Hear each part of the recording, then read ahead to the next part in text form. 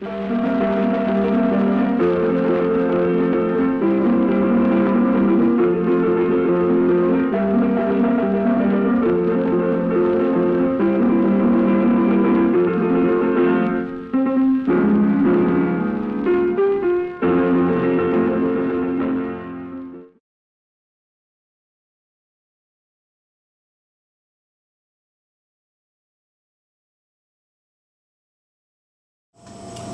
right, well, my first job was with my mom. She used to clean houses in New Jersey, and she got me a job mowing lawns at some of the properties that she maintained. And that was my first job. Can't remember how much I got paid. It was something small, but I started earning money and started respecting the dollar. I thank her for it. My first paid job was back in the 70s when I was attending Our Lady of the Lake University. It was becoming a parking meter, and I walked around and gave parking tickets to those who were parked in the wrong places. So it was a morning job on Saturdays, which was not the coolest thing, but it was money. Yeah, I worked for my uncle. I was a junior in high school. I was, 16, something like that. And I delivered gasoline fuel to outboard motor people at Black Meadow Landing in Arizona. And we used to go out there with a big tanker truck, and it was in the summertime, it was hot, really hot. And so that was my first real job. My first job was at the University Hospital. I was my junior year at school, and I worked on the 13th floor where the mental patients were the ones that were suicidal. My job was to help the nurse serve their lunches and dinners. My job was also to keep an eye on the door that the patients did leave the floor, and I had to have, when people came to visit, they had to sign in to who they were going to visit, and mostly, kind of keep an eye on some of the patients, make sure they didn't leave the floor. My first job was a delivery boy at Garza's Pharmacy. They're catty-cornered to John B. Hood Elementary School. And I delivered medicines and magazines and everything that the little pharmacy had to offer to people's houses, especially senior citizens and just a lot of other customers in their customer base. And I worked there for about 2 years, and it was fantastic. And I was like 12 years old, 13, 14 there. My first job was at HEB when I was 16. It was the summer that I turned 16. And I bagged the groceries and I pushed the carts out to people's cars to help them put the groceries away. No, it was really hard. It was really hot, and it was really boring. Yeah. Because if you had like an 8-hour shift, like you would get 2 15-minute breaks, and you'd get a 30-minute lunch. Mm-hmm. And I would just like walk around the store, like looking at things and eating food. Adam Alderete, retired Army. My first job ever, building barns from my field, in the field, and picking sandias. Building them and painting them. We had contracts on that. We were working at the age of 7. Weren't even filing taxes yet. We were already working. Back in 1975, 74, 75, something like that. Still working my ass off. Well, I don't know. Good evening and welcome to Hidden Histories, URBAN-15's monthly e-magazine on arts and culture in San Antonio. Tonight we're celebrating Labor Day, and we want to celebrate the fact that, there's so many people in this community who work very hard to make this a great place to live. And there are a lot of you out there, when you think of labor, you're often saying the construction workers, the coding industry, the bankers, the food service side. And tonight we're going to explore that area of labor that happens in the arts. And the people who spend time in the practice rooms learning an instrument, spend time in their studios as from 5 years old up, learning how to work with a paintbrush, working with people who use words as in poetry and in their writing. So we thought we'd explore a bit into what do artists have to do to earn a living here in San Antonio, and how do they survive? Often people see the mythology of the starving artist, that it's either people who can't earn a living or don't want to earn a living, and they're just lazy people that become artists, and they sell their work for pennies. But in reality, this is a very serious occupation. It's very stressful. There's a lot of physical hardship involved. There's a lot of physical damage that comes night after night of sitting on a drum stool and playing drums, or the years of putting pressure into a little tiny thing called a trumpet, and your lungs and your body going through those changes, or the environmental and the chemicals you're exposed to when you're mixing paints and when you're doing sculpture and working in fiberglass. There's just so much occupational things that happen to the human being if they decide to be an artist.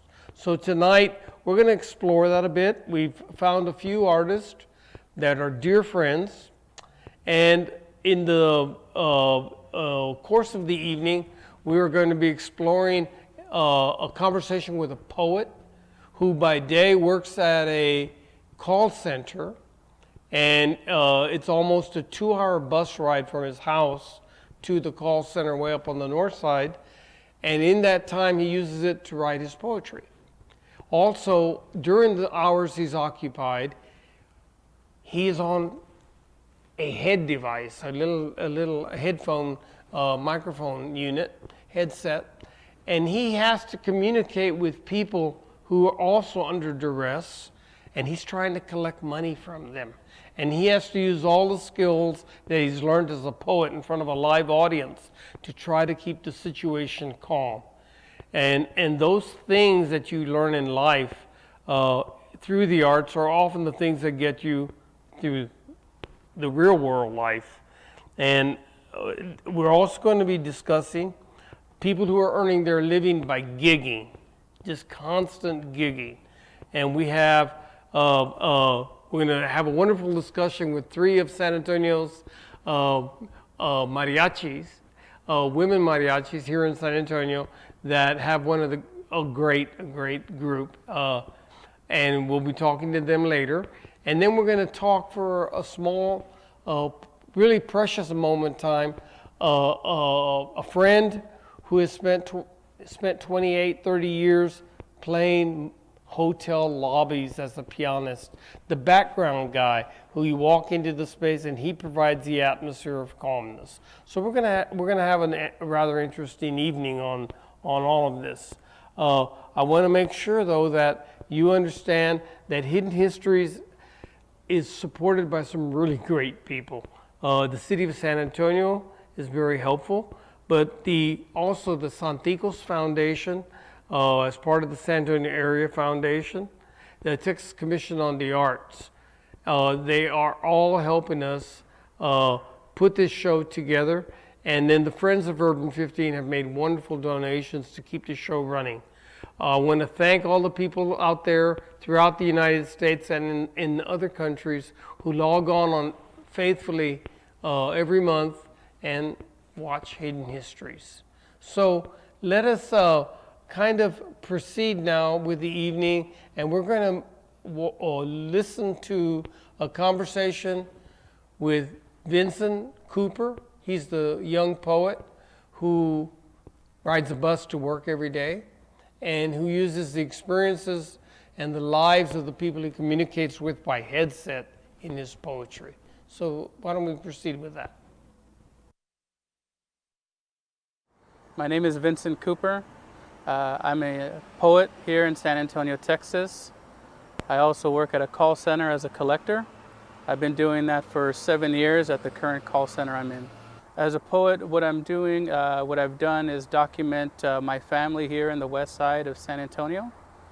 My poetry is has been published in regards to the family that I had here and a lot of the locations that are being taken over due to gentrification.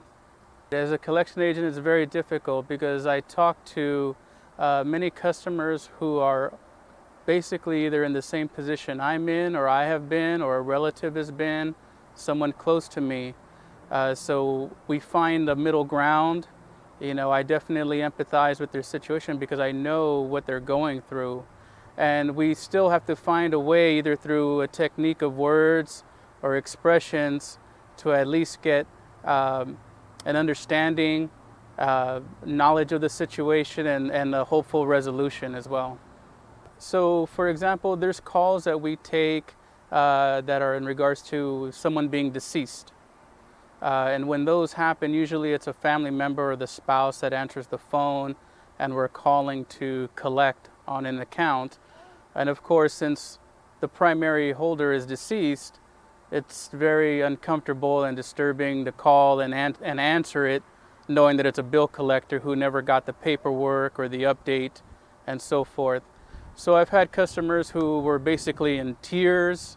It conjured it back up. It triggered, those emotions, especially mothers who said that their children committed suicide, and dealing with all that. And I simply, apologize and try to empathize as much as I can, and go with the procedure of it. But ultimately, it is difficult to take those calls and go through those calls. I've actually written about it. It comes through in my writing, especially since I write a lot about the deaths of many relatives of mine over the last 10 years. So whenever someone talks about it, it just triggers me as well to remember someone I was very close to. I actually have written poems in regards to some of the phone calls that I've gotten. There was a caller, a lady who answered the phone, and she said, my husband passed away. He's been passed away. And I said, well, ma'am, I'm so sorry to hear that, because we actually have to say a scripted apology to customers. And she said, don't be sorry. He was a great man, and oh, what a life it was. And it threw me off completely that she was saying it in such a celebratory way, because with my family, or at least in my experiences, when we're confronted with the death of a relative, we become very solemn and private. But she said, oh, what a life it was. And it's stuck with me. And it actually appears in my chapbook, Where the Reckless Ones Come to Die. Gray handlebar mustaches smiling with fear and love. Moldy junkies high-fiving and looking for a toke. Free bironga chilling in a white bucket labeled Old Milwaukee. Walls were full of graffiti and stray dogs had the right of way. It was West Side San Antonio. The streets were filled with sun-faced traviesos, tatted heroes constantly combing their hair, saturated in tres flores. Vindictive women scratching their pregnant bellies, paletas de coco, cucumbers with Lucas, cousins playing basketball shirtless, and the moments were slow and they were good enough. It is very quiet these days, and if we dare to, if we really try, if we really want to, if we can park egos and embrace the ghosts of Potosi, put down the iPads and smartphones, we could have a copy of a time we were not worthy of. We are all responsible. We are all guilty. But oh, what a life it was. I have tried to make peace with the elderly who were mind-raped and tortured long before. I wanted to cradle Kennedy's brains with them, or prop up a bloodied and lifeless John Lennon, but I can't because I didn't belong. I'm not a Rivas or a Valdez. I'm just a lucky bastard. It makes sense to me now why the originals treated me so well. They knew we would bury them one day. They wanted to remember their charm and never forget where I truly came from. It started with dreamers in Mexico who made it here, dedicating their lives to the cotton fields, up to Wisconsin and Minnesota, and back down to the Alamo. The grass grew from floods and drops of blood, and this was the best it ever was. I definitely want to document as much as I can about my family and the life here in the West Side. I would love to do this. I'm going to continue to put out as many books as I can. I'm currently working on my time in the Marine Corps as a Chicano in the Marines, pre 9/11 and post 9/11, and where we are now in 2019. So I do intend to keep going on and writing about the West Side of San Antonio, and I'm actually originally from Los Angeles, so both barrios as well. When I first started working here, it was about 7 years ago. I was still in my second marriage that was actually ending. So I had to take about 4 buses to get here. So I was up at 5 in the morning, first bus on Sasamora Street. 4 buses later, I was here. On the bus, I would listen to music and write these poems that I have here in these 2 books. And most of it was because of the divorce, and a lot of the relatives that I used to confide into had passed away during as well. And then I'd get here, I'd type them on a Microsoft Word document, and I'd print them out. There was a point where I actually printed about maybe 200 pages, and I think they got upset because they had to keep changing the toner, and they actually took it away from us, so we can't print anymore at this call center. I would have a notepad where I would actually write down notes, anything that would just come to me. And I also had my phone as well, so I kind of had like the keyboard, a notepad, and my phone in the drawer, just peeked out a little bit enough to type a note in my note app. And I would just send them to myself, and we have 2 books now.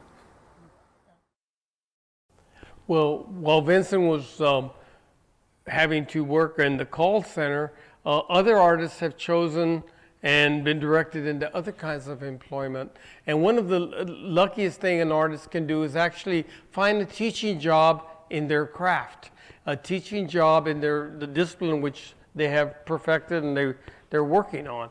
And this is at a university level, high school, college, or even in a private place like teaching a dance class, or in a music store, being able to take private students on the side. But artists that are working within their craft as teachers is a very good way to survive the creative process. With technology, though, there's new things that are occurring, and that's online teaching. And we're going to see right now a short explanation by one of our multidisciplinary and creative writers in the community, Camilla Platt, about what she's doing as an online teacher for the University of Arizona, sitting on the lakeside of Elmendorf Lake.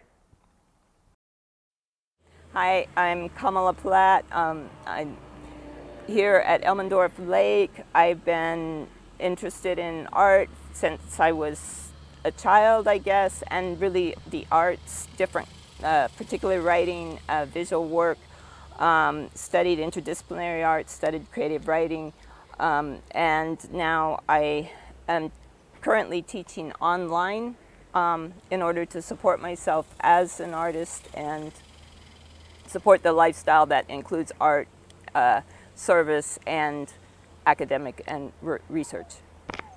Back when I was in college, which was a little while ago, I did a piece when we had an international development, rural development kind of project that was based on, village development from their community. And that was being shifted out of the college, and we were sort of upset about it. So I designed a piece of artwork and put it as an installation in the ad building. And just now, a similar kind of thing, I was talking about the birds over here and how they're wanting to move them away, and thinking about the old folk song, "We Shall Not Be Moved," and thinking of egrets and herons, photos and artwork by a friend of mine, and put it in there and make us yard signs and just sort of put them around town. My strategy originally was to teach at a regular tenured position, because I thought I would easily do the artwork on the side, and it would be, in a way, almost part of my job. But now I'm in a position that's 100% teaching. So everything I do in addition to that is not my, is not, I'm not, is not supported in my job in my job at the university. However, as my career, there is a lot of service and research and writing that is part of who I am as a working person. Right now, I'm teaching for a little school within Arizona State University. It's a school of humanities, arts, and cultural studies in the new college there. And so it's one small liberal arts school within a mammoth university, one of the biggest in the country. And I teach online, since I'm obviously not in Arizona at the moment. And our semester started yesterday. So I've been reading introductions from students as far away as, I have one student who's Ukrainian, another who's living in Cairo, and then pretty much across the US. And so that's the interesting part of the job. But I just got the job teaching online as a contingent faculty member, which is sort of a glorified term for adjunct. It means that you do have a full-time job for a year, in my case, a year at a time. I teach creative writing, ethnic American literature, right now those two. Then I teach a couple levels of creative writing, and also transporter Chicano literature, environmental justice poetics, Chicana 21st century Chicana poetry. Those are some of the courses I've taught or am teaching right now. The bigger picture of it is that you don't get, you may get a little bit of like retirement income or that kind of thing, but you have relatively a low income. I'm teaching now just about the same, in fact, less per class than I was teaching in 1998 when I first got my first position, or 1995 actually when I first got my first position. That was a tenure track position. And so I don't know that I will ever be able to sort of retire and be an artist, or be a writer or whatever, which I think a lot of folks who teach then do full-time what they're doing somewhat on the side, or what has been part of their job. Once they don't do the teaching, then they can really focus in. I hope to do that, but if I still need income, people do it till they die, and sometimes they die early. Hopefully that's not the case. On the everyday level, it means sometimes at the end of the session, I have to put in usually close to 15 hours a day for a good part of a week in order to get the grading done. I never see any faculty from there, and that's because of the online aspect of it. So I don't have a way to establish a relationship with the regular faculty. As a contingent online instructor, we'll get these faculty emails, and then they say, like yesterday there was one about getting our picture taken at the beginning of the semester, and then it says, this is who it pertains to, this is who it doesn't. And instructors, obviously I'm not there, so whatever, but the point being that we don't really count. We're that sort of non-entity or something, and I think there is a push toward eliminating instructors completely. But my courses are highly interdisciplinary. Students get to know each other. That's part of what they say they like, particularly my creative writing courses, where if you're going to teach creative writing in an online course or in any course, I think it's best to have workshops and get interaction from the students, because the students are as much of a resource for each other, and part of the role of the instructor or a professor is to facilitate that exchange and everything. So I can work from most places if my hotspot is working, but that's another thing. I'm responsible for all the technology. But I can work from a place like this, and meanwhile my students are across the country for the most part, but sometimes beyond that. As I mentioned, a student from Ukraine this semester. I've had students in doing a directed study with some students in Korea, doing work that is and then things come into play with. I had a student that I actually never heard from again who was in one of the hurricanes in the Caribbean. She was living in the Cayman Islands at the time, and I think just probably had to drop out because of it. We have a guest right now, Kim Bishop. She's a visual artist here in San Antonio and is teaching in the communities component of the Southwest School of Art. But Kim, we've known each other for a very long time, and you've had a remarkable run as a classroom art education teacher and maintained a very high profile in the visual art community here in San Antonio. So tell us what you're up to right now to keep working as an artist. Okay, well, I retired from public school 2 years ago after 28 years. And I get my retirement, but I need to supplement the TRS. So I am still teaching, but I'm teaching community classes at Southwest School of Art. And I've just started my MFA program at UTSA that I'm really excited about. You were kind enough to send us some slides of your work. Do you mind if we share those with the audience? Oh, please. Okay. And talk while we're watching them. Okay, lately I have been working on these mono prints, but that's also a painting. I'm a two-dimensional artist, so I do printmaking, mostly woodcut relief, and some photography and painting and drawing.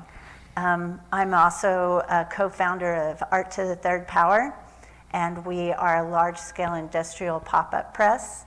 So we do large-scale printmaking. So this is just a sample. That's actually a plate of then after I print them, I fill the plates in and turn those into paintings as well. So there's the print of the plate that you just saw. So those are 2 foot by 4 foot. And then that's a large-scale mural. That's 8 foot by 8 foot that I've been working on. I'm still adding to.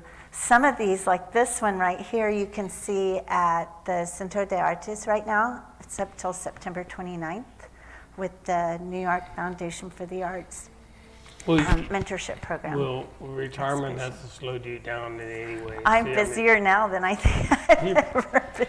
Okay. Now, working in San Antonio as a visual artist, we're not a big marketplace, and when we participate in group shows, the expectation of actually making a sale is very low on the probability scale. So as a working artist, what is it that you do and you're devoted to that you wish the public could understand? I really wish that they could understand, like this show being about labor, the labor that goes into our work.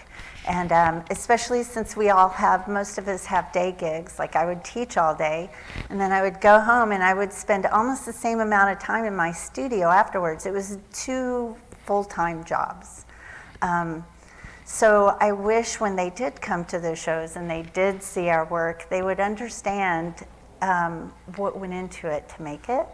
And I wish there was more appreciation for the price that we charge. I think that a lot of times the public doesn't understand how important it is to own original work and to support your local artists.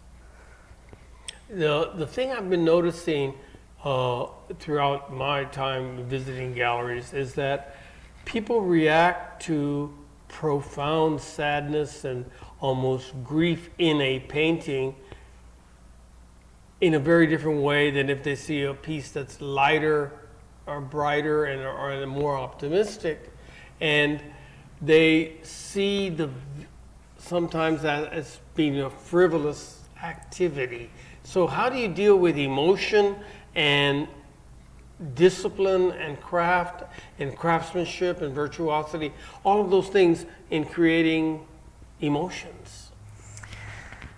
Well, I think you really have to look at the individual pieces, and I think it's really important to understand the context, or at least what the artist is about the artist when they look at the piece, if they're trying to understand the emotional aspect. Because sometimes things can look very candy-coated, but they have underlying meanings that the audience may not always understand without a little bit of research. In dealing with the emotion, especially as a teacher, as a public school teacher, a lot of times too, I was fortunate because I had the opportunity to discuss artwork all the time. And so in talking to my students about their artwork, I feel like it really helped me as an artist to know how to approach an audience about my artwork. That's tough. That's hard. It's really hard. That's really hard. Now, the thing is that we do see that there was front page and then a whole sections of newspapers all about the opening of the football season this past weekend. The centerfold of the sports section was color pictures of the university, fight for the city between two colleges and all the high school games. And we do not see the dialogue of art critique and music critique in publications that could say so-and-so is venturing into a new realm of textures, or so-and-so is his new jazz group is exploring oriental modalities or things like that. We don't have a dialogue in the press that allows us to understand the conversation that's going on between artists. Yeah, well, and when you bring it up as far as how public school looks at the arts programs, that can be kind of complicated. But yeah, the arts education does not get the credit I think that it deserves in a school. We really need to have well-rounded, artistically trained students. Athletics is important, but just as important, equally as important or more, are the arts education. And it's been proven over and over again by scientists and data collectors that students who have an arts background in their education, starting from elementary all the way up, do better on their tests. If that's what's important, they do better on attendance of coming to school, and they usually go to college and do better at a university level than students who don't get that. And it's not the students' fault that they don't get the art programs. So yeah, it's very important, but we don't make the money. We don't bring in tickets as much, so we don't get that kind of publicity. Well, I noticed that in the budgets of, art departments that maybe had 5 full-time employees are now maybe at 4.3 or 2.7, and particularly in the media arts, many of the schools in San Antonio, the high school programs, have cut their faculties by severe amounts. Yet the whole world wants to see American artwork. They want to see American movies. They want to hear American music. Yet that's the one that's being cut. And so much of this is all workforce related now. If you can't prove that somebody's going to get a job by what you're teaching them. Yeah, exactly. Yeah, so how do we do that? Well, luckily we have a pretty strong Art Educators Association here in Texas that really work for us in keeping it in the forefront of the public schools. Where I see a real problem is in some of the new pushes for charter schools and private schools, because not all of those have arts programs at all, period. And if we're going to be pushing for well-rounded society, we need to have arts in all the schools, whether they're public, charter, and I really hope that parents think about that before they enroll their kids into certain schools. Well, you've done a great service for 28 years in stimulating imaginations and creativity in young people, and I know that that's not going to stop. And you and your husband have been really powerful forces in terms of consciousness for the arts in San Antonio, and I want to thank you on Labor Day. So go out there and work. You'll be up till dawn tomorrow, drink lots of coffee, and And start a whole new series of paintings. Keep going. Okay. Now, one of the same time I had met your husband was about the same time I met an interesting poet here in town, Anthony the poet, Anthony Flores, and he has a work where it's kind of dealing with workforce and being a poet, and we'd like to share with everybody this great poem that Anthony did.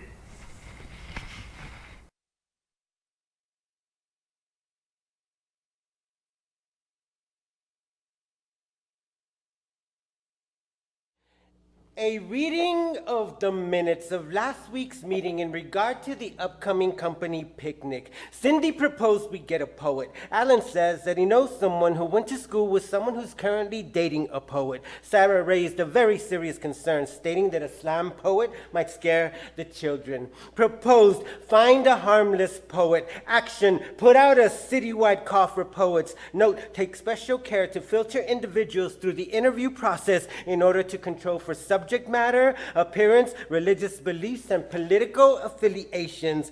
Proposed, no socialists or vegetarians. Proposed, no feminists or Mexicans. Proposed, no atheists or mystics. A subnote, a meat and potato eating fundamentalist albino would be great. Action, recall the citywide call for poets. Result, matter to be handled internally within the company. Alan says that he suddenly remembers, pinche brown noser, that he used to write poems back in middle school. Everywhere there is a call for poets.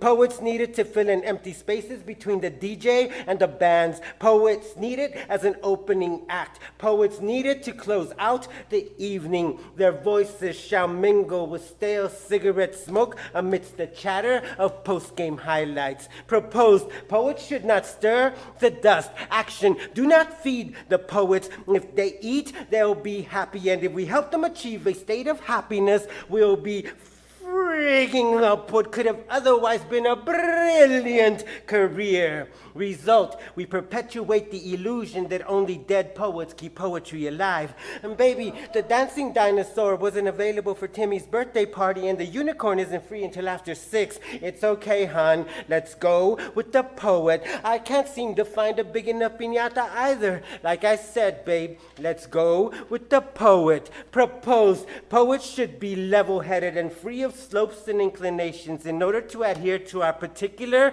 reservations. Proposed, angles on all thematic issues should be carefully monitored in order to achieve a predetermined measurement equal to or less than the oblique. Proposed, poets shall not be versed in mathematics or physics, should be limited to sweet stanzas in rhyme, and specifically asked to avoid explorations of historical time. Wanted, time machines, not time travelers who might take you back to a reading of the minutes of a meeting that occurred in my mind the previous hour. Proposed, there are no harmless poets. Proposed, Cindy had a great idea. Alan is a butthead. Sarah's just afraid of hearing people speak the truth. But even so, proposed that we meet at events like Mega Corazon 2018 at URBAN-15 to determine and declare the destiny of poetry in our city of San Antonio. Meeting adjourned. Thank you. Anthony's a renowned gigging poet. He's traveling throughout the United States. He's won poetry festivals, especially in the area of slam poetry, where he has to do an improvisational work on the spot. Sometimes you get 5 or 6 minutes to prepare your poem for a performance. And Poet on Demand is a very hard way to make a living, but he's excellent and he's very good.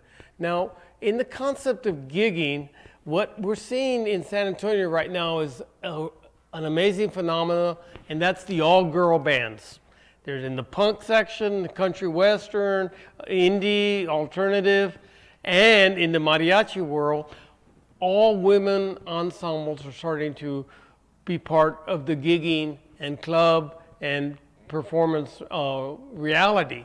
And one of the excellent examples of the modern mariachi, all women's bands, is a mariachi group called Las Salteñas. And they are out of San Antonio. They almost every single member grew up here in the south side of Burbank, Harlandale, McCollum, Brackenridge high schools. And a few new members are coming in from the valley and the border county areas. But Las Salteñas, they're gigging constantly, trying to make a living. And they're simultaneously, most of them are school teachers. They're teaching music or art in many of the schools. Some of them work at the KIPP academies. And I spent a great afternoon with them the other day talking about their ideas of how a male-dominated art form is really being invigorated by the fact that these women groups are coming into the mariachi, a very macho world, and all of a sudden this great music is being done by these women. And the social and the cultural context of that reality, sometimes confrontational, sometimes welcoming, is making better music. That's what's exciting about it. So they, let's just watch the video of Las Salteñas and their contribution as working artists in San Antonio.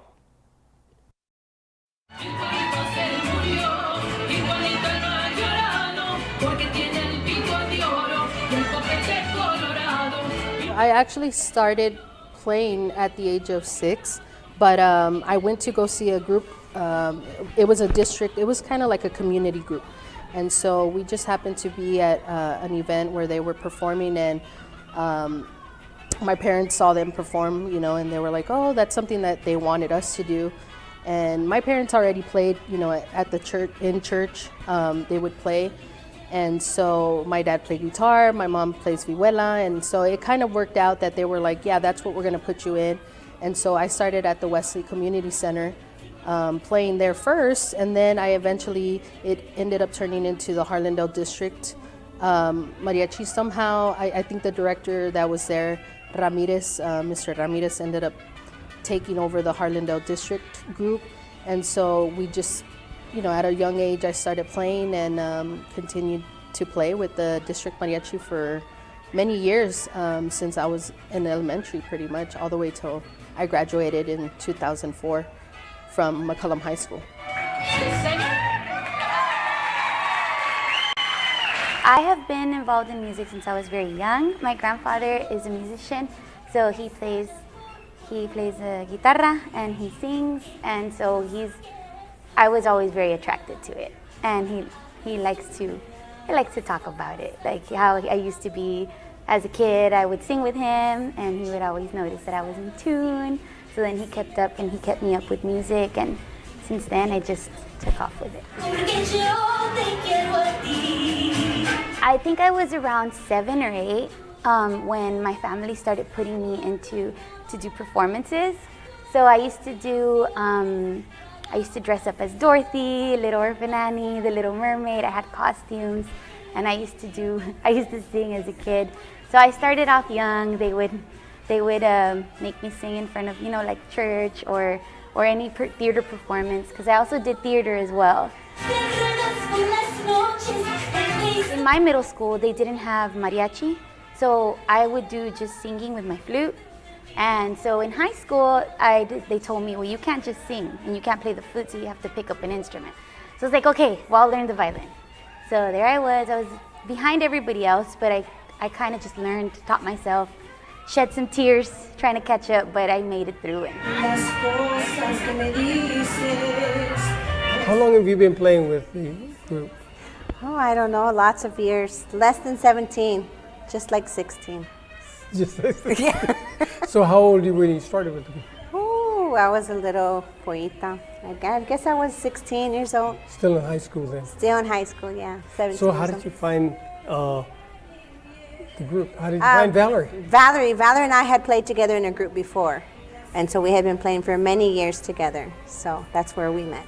And was she also in the music program out there? Or how did? She was actually at a program in the same district as me where mariachi wasn't offered, and she was at Lee High School and I was at Madison High School. I was in the 5th grade. I started in the 5th grade strings program, and I was in orchestra from 5th grade all the way through my college. Oh, we had various directors. It was actually, at that time, they had a lot of turnover with the orchestra directors, so we had different directors every year. I can't remember which one there was. So, but you were already doing mariachi, so you were doing that in orchestra Right. at the same time. Right. I started mariachi when I was a freshman in high school. And that was your introduction, or had your family been involved in it? My dad is a musician. He plays the guitar and sings just for his own pleasure. But I got involved through the school. Pretty much, aside from mariachi, I do teach locally here in San Antonio, and so it's been, you know, an honor to not only be able to play music but also be able to teach young students, you know, about mariachi, the history, the culture, just the music in general. But it's been awesome. I mean, as a musician, you don't, you know, we're not that fortunate like other groups down in Mexico, you know, who constantly perform and do all these big shows. But we do perform as much as we can, you know, whenever. But of course, money-wise, we do have to have that other job. And, you know, teaching and being a teacher is something that I was fortunate to be doing. And so, you know, that goes hand in hand with having to do both things at the same time. In San Antonio, the fight for the mariachi programs in the schools parallel the fight with bilingual ed. And people like Lucille Santos and Maristra Bernal and all of them were so much involved, in Bel San Miguel in particular, in fighting and using the bilingual education politics to try to bring the music programs into the schools. But I go now into the schools and I see the mariachi programs, little Japanese kids and negrito. Yeah. It's amazing how that happens. You do that every day though, right? Yes, I don't, unfortunately, we don't have the instruments so I could teach a mariachi group, but I do try to incorporate it with my students, our culture, definitely. Especially because most of my students are Hispanic. So I definitely try to show them Salirte Lindo, I try to show them De Colores, at least even if it's just the minimum traditional song, they know them. If you had to make a choice to going on tour or staying as a teacher, would it be difficult? It would be difficult only because of my family, but I mean, we would have a blast. So you have a little kid that wants to be in a music program, but the parents don't want them to get into the music program. What do you tell the parents? To be completely honest, I've never had that problem. That is pretty amazing. Yes, the music is the best gift parents can give their children. They do better on their test scores, the state tests. They do better in their academics. We teach them social skills, character. There's just so many things that music can do that you can't teach a kid in their academic classes. We need to teach the whole child, and I think a lot of parents understand that you need to teach the whole child. I mean, for the most part, there's a lot of the girls that play in the group do have kids and families, and I know it's not something that we just easily can just say, okay, bye, we're gonna go and, you know, go out of town, and we just gotta make sure that we're able to find sitters, you know, for our kids, and making sure they're taken care of, and not something that we can just do. But I mean, for the most part, I think we make it work. And you know, even if we do get caught at the last minute to go out of town, that's something that we all try to figure it out and and are able to do that as well. I think now women have evolved. So in mariachi in general, I think before it used to be like that, you know, where maybe men got more bigger performances, bigger gigs and stuff like that. But I think now, I mean, we're just at that level musically, and I think we can play at those venues and places that, you know, they've played at before. You know, I'm sure being at the Hollywood Bowl was one of the biggest, you know, stages that we've been on. And so that's something that many groups, you know, not just female groups, but many groups would love to go and perform there. And so, you know, we've grown, and women groups have come up and are still on the rise, you know, and hopefully continue to get popular just like any other group.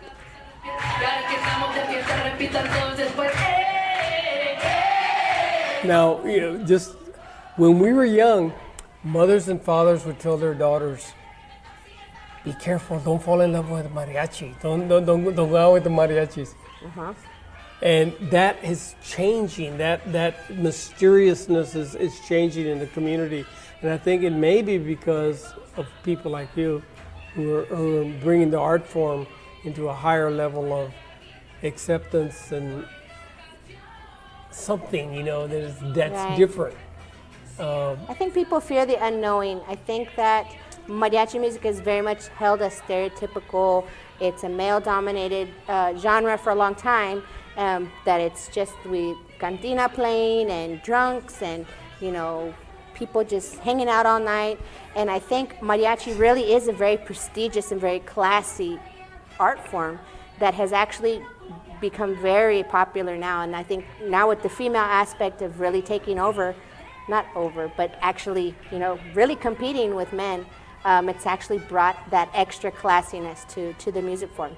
So is that being reflective in management and and venues, and also the rise of women in those areas of the industry? Oh, definitely. I think we have, as women, we have high standards of the way we look, and we have high standards of the way we sound. And, you know, and just a woman's touch on music, and then to make it mariachi music, it just makes it that much more special.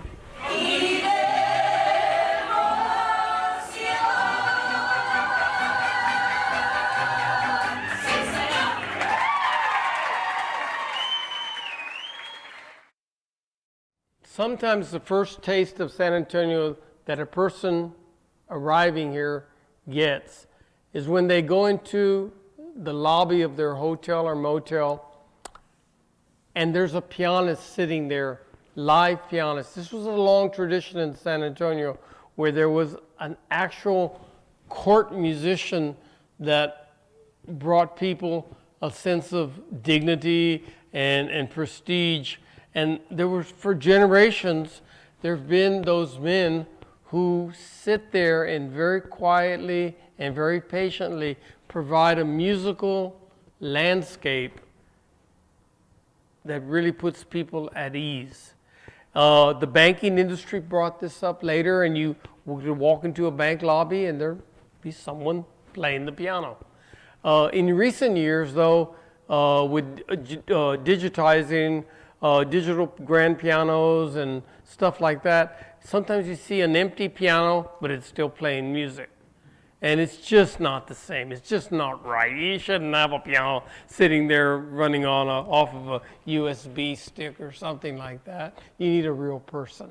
Now, we're going to meet here Jose Luis Rodriguez, who was a pianist for years, playing he called it the 410 circuit, all of the hotels along the Loop 410 and many of the downtown ones as well.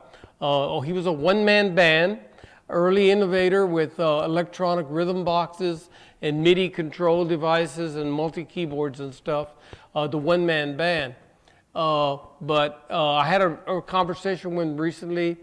You know, I was looking for some speaker drivers, and I called a place that was recommended, and I spoke to a gentleman, and he and I started conversing about audio and then keyboards, and before I knew it, I suddenly realized who I was talking to, and it was Jose, a very renowned pianist. So let's visit that video. It was a great afternoon. You've had some influences and people you've admired, other musicians. Can you give me names of people and composers or songwriters who you feel heavily influenced your... Here in San Antonio, there was, if people can remember, way back or a few years back, it was Mateo Camargo, the radio DJ from KCOR, KCOR. Then there was actually my first grade teacher, because that's where I got totally fascinated by the piano. She played we had some singing musical thingies there that we did in the afternoon, and I was totally fascinated by just the music itself and the piano producing the melodies and whatnot. And then later on there was a real good friend, Miguelito Nacel, and we were kind of buddies there for about 25 years. And then there's Ricardo Silva, and then just recently here that passed away, Fernando Herrera. And my music teacher from the University of Texas, Dr. Hodges. Yeah, she was she was a turning point as far as feeling correct about just being a performer and knowing how to manage the studies on piano to get my coordination right and all those things that go with piano studies. And so in doing this kind of work, you've done a lot of other side jobs to finance your music career. What jobs did you have? Well, I was in the reserves, the Air National Guard, the 149th, here at Kelly Air Force Base. And then what was supportive also along the way was GI Bill monies from my going to the different colleges and universities. And you had side businesses, though. Oh, well, that has been actually a minimal-sized music store, but it kept me busy, or has kept me busy quite a bit. And were you doing rentals as well? Yeah, I did. For a while, the karaoke craze kept me busy, about 25 years. What kind of places did you play when you were more active as a pianist? Many of the hotels along 410 on the north part, Market Square, the area there, and in some of the hotels downtown. And in the hotels, was that lobby work or cocktail? Tell me about what it's like to be a one-man band. People are surprised by hearing so many instruments when I had the others set up besides the piano. You have a drum set, sounds, you have string sounds, just a kaleidoscope of a lot of things. So when you were performing a lot in these hotel lobbies and places, what was a song that what were the most frequent? The most popular one was As Time Goes By. Really? Yeah. Play it again, Sam. Yeah.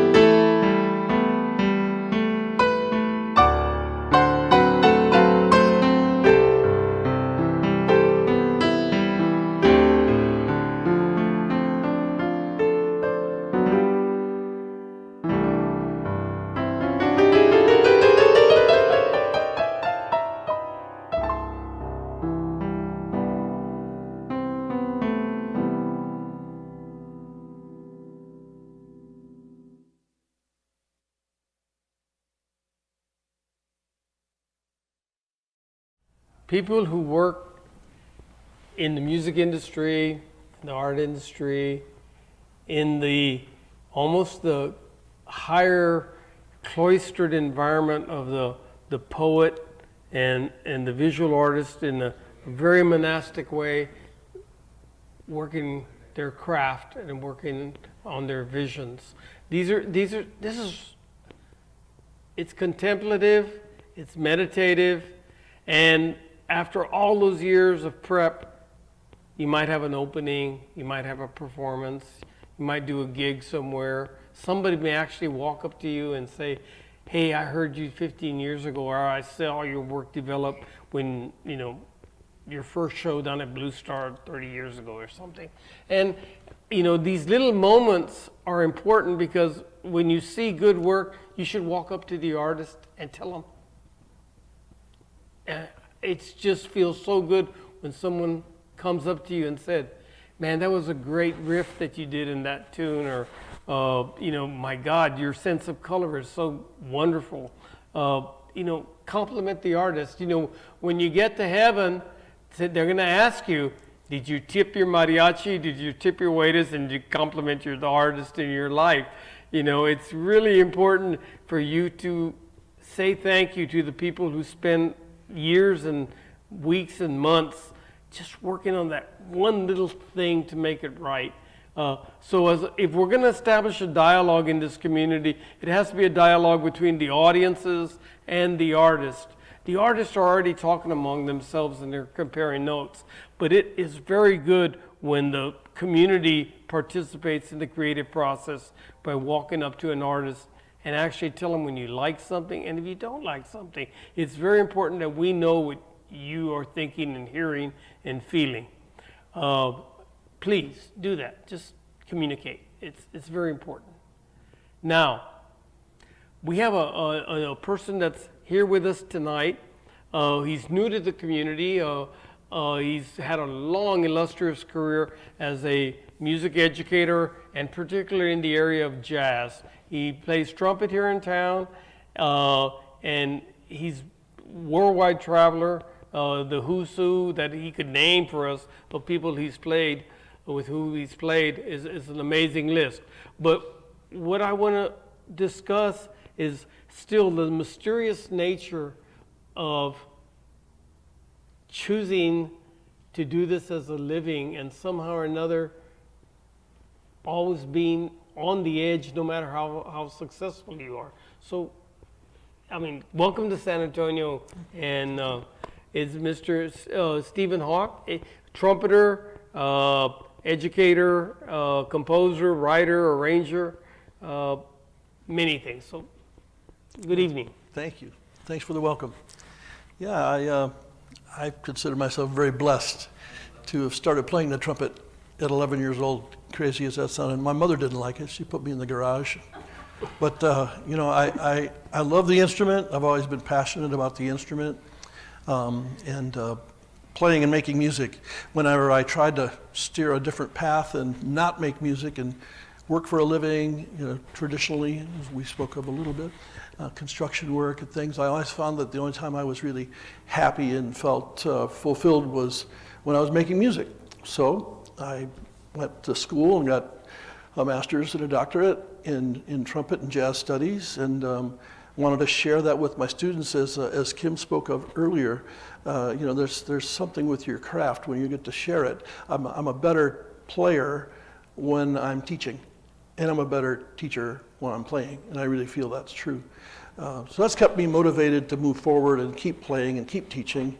I retired from university in Pennsylvania 5 years ago, and I've still taught 4 of the last 5 years. And one of them I took off so I could go on a tour that I'd never done. I never done a road show with a Broadway show.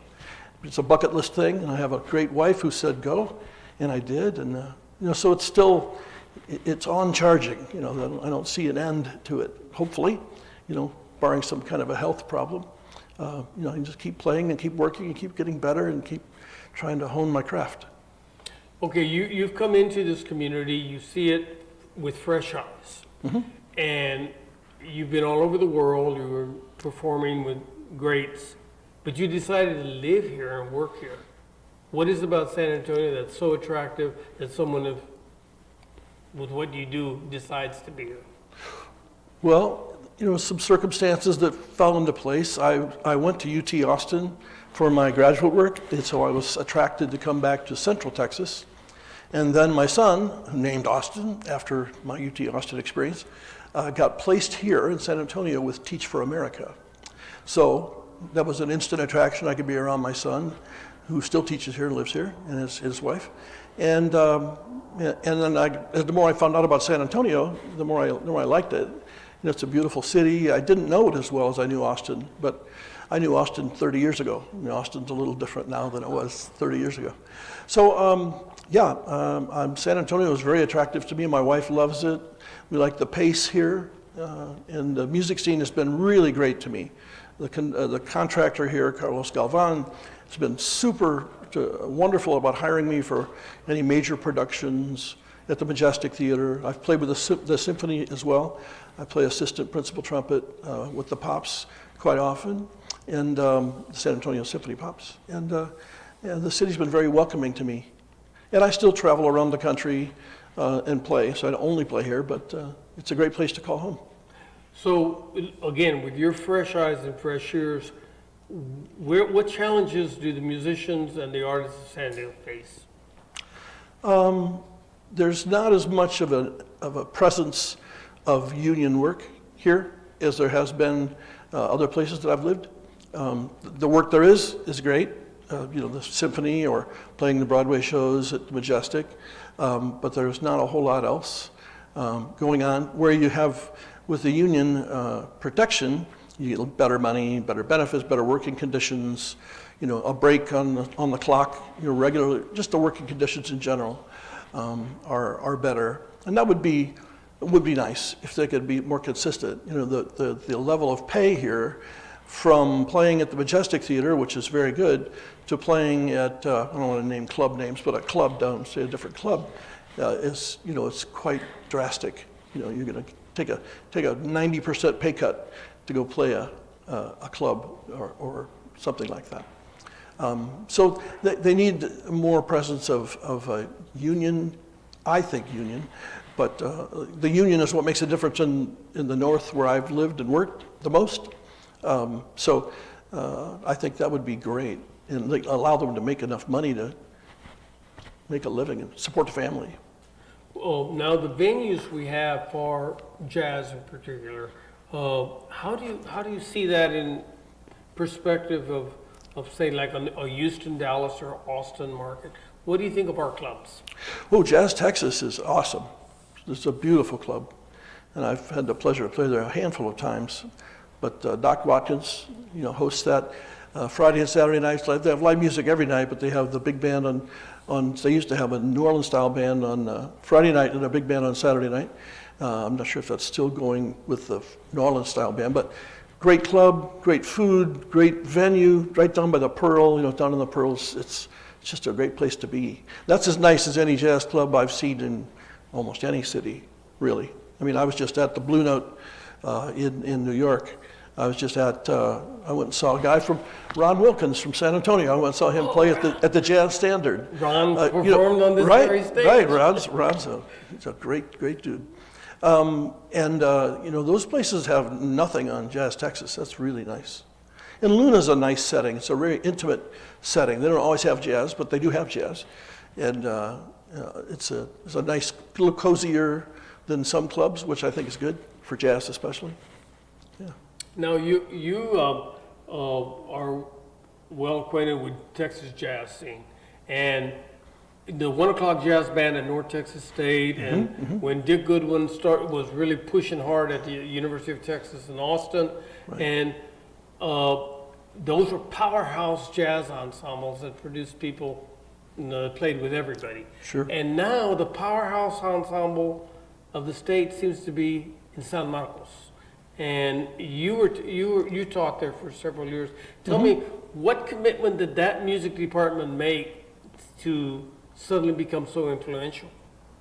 Well, they've really focused on the jazz. I mean, they have a great band program too. I mean, it's a great music school, but they've really focused on enlarging the jazz ensemble, touring with the jazz ensemble, touring internationally with the jazz ensemble. I mean, they're doing a lot of things. Brought on more faculty. They have a percussion teacher there. Butch Miles is, he led the Count Basie band. I mean, he's an amazing, legendary teacher. To have him there over anywhere, he could be anywhere. Butch Miles could say, I want to teach here, and he'd be teaching. But that's where he's at. He's made a big difference at the level. Now the 1 o'clock in North Texas is still kind of the big dog, but Texas State has came a long, long way, and their faculty is, I think it's probably tripled the jazz faculty specifically, which is really great. I taught graduate jazz studies there, which is remarkable. They would have graduate jazz studies 5 or 10 years ago. So they're doing great things.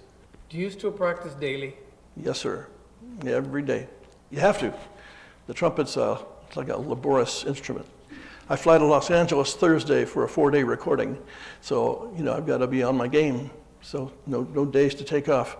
I practiced right before I came here. So that's what it is. But I love it. I love to play.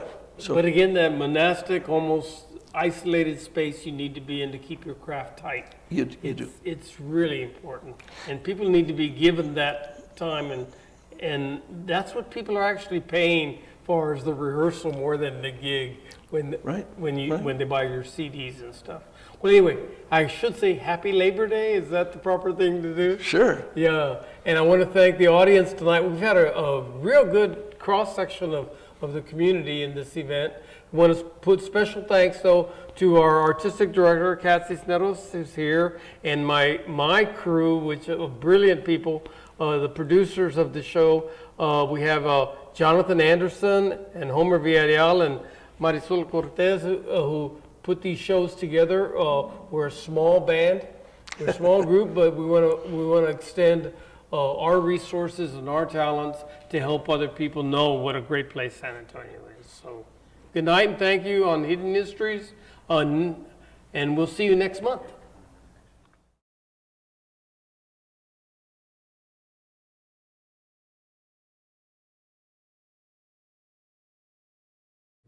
My first job was detasseling corn in southwestern Minnesota, where I grew up.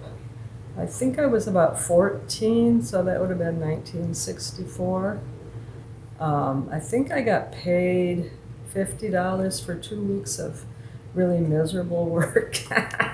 We had to go early in the morning, and the corn would be soaked with dew, so by the time you got halfway down a row, you'd be soaking wet too, and the corn gave me a rash, the corn leaves. But it was good money, so. Okay, the first job I had, I must have been like about maybe 11 or 12 years old, and I used to throw the paper, the light, the San Antonio light. I got paid once. I paid the bill for the papers that I had to buy. I got anything that was left. Was my pay. I would say on an average about $25 a month, maybe. So my first job was when I was 15, just turned 15, and a men's service organization, Sertoma, was starting an office that would be a youth employment service for kids between 14 and 18 for part-time jobs during school, and then part-time or full-time jobs in the summer. So I did that for 2 years. And so we interviewed kids, found out their interests, what they were interested in. We found jobs, we put them in jobs, and also just put the city in a grid so we could find locations that would be accessible to the kids either by bus, foot, or bike. Well, 2 summers I worked in South Dakota for the Smithsonian, and was one of the, you could say, laborers that we were digging up Rickwell Mandant village. A very reported to be the largest single village in the United States. But anyway, it was a fabulous job, really. I look back on it now and wished I could do them over so I could absorb even more information about the villages and the Indians and kind of the anthropology involved. I'm Naomi Shehab. I was 12, 1964, Ferguson, Missouri. Took a job as a berry picker. I made 5 cents per pint. Mostly blackberries we picked. I was the only girl working on Muller's Organic Farm. All the other pickers were African American boys. I loved my job because I made friends. They made friends. We had a great time.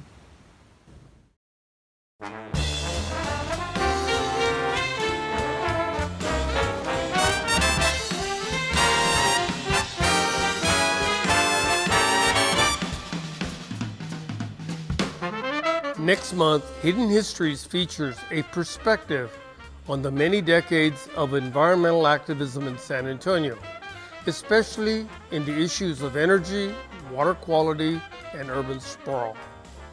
Musical guests will be members of the San Antonio Steel Guitar Society. So join us on the first Monday of October.